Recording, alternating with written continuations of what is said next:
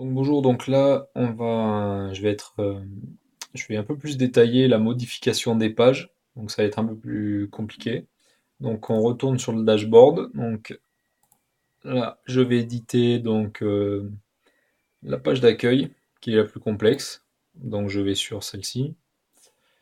Donc là je vais vous expliquer un peu les modules et comment ça fonctionne. Euh, donc on a le Visual Composer. Donc le Visual Composer en fait il est divisé en plusieurs rangées. Donc la rangée c'est ça. Donc c'est des rows, ils appellent ça. Euh, donc chaque row en fait, je peux la diviser en plusieurs colonnes. Donc par défaut il y a une seule colonne, mais je peux en faire plusieurs jusqu'à 5 colonnes. Donc si par exemple je vais tout à la fin de la page d'accueil, donc je clique sur le plus ici, et donc là on voit que je peux ajouter plein d'éléments. Donc moi il faut que j'ajoute déjà une rangée. Voilà. Donc là, ça arrive. Je sais pas pourquoi j'ai un script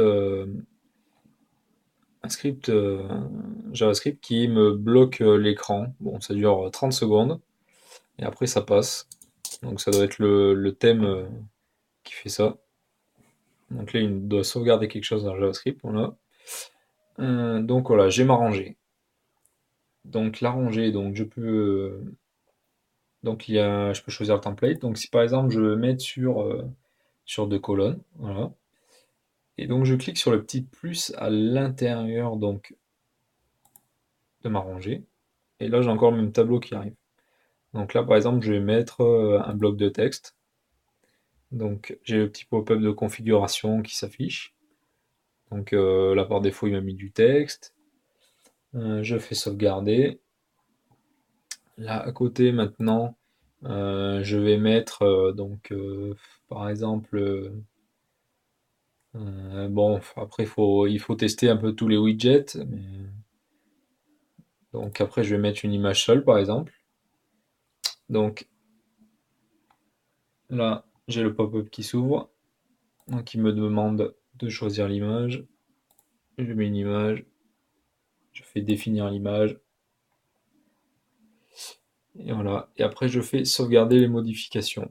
Donc après, par exemple, je peux même bouger les modules.